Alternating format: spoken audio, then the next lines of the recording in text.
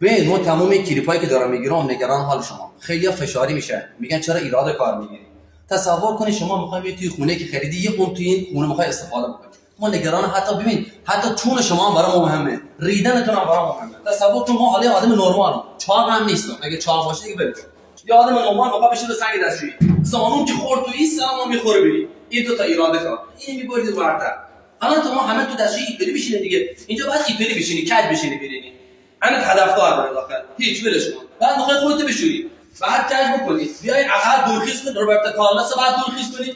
دورخیز کنه اینو برداره بیاره جلو بعد بشوره از حالا اینی که همه جا آب کسی میشه بکن بیاد عقب از دوباره ماشینه دند عقب جلو بگیره. ببین دستشویی و حمام جایی که آدم توش آرامش داره. تو حتی تو ریدن مردم هم داری مشکل به وجود میاری، آرامش مردم هم خراب کردی. این چه کاریه کردی؟ خود نمیشه فکر کنی مشکل چیه؟ مشکل هم معمار و نقشه کشه. تو نقشه کشی تو چون کشی از چونت استفاده نکن، از عقلت استفاده کن. چون مال ریدن عقل فکر کردن از استفاده کن. شاید خوشت اومد ریدن مردم نگاه کن با مشکل، یعنی نمیشه واقعا یه خورده فکر کنین این آرامش مردم شما دارین از بین میبرید. ما این همه به خدا دارم به فکر میکنم، خیلی دارم فشاری میشن، ما ناراحت نمیشم ولی ما دلم میخواد مردم تو آسایش آرامش باشن. یا میخواد خون استفاده کنه خودش و فامیلش هر بار بیاد دستشویی به تو فوش میده.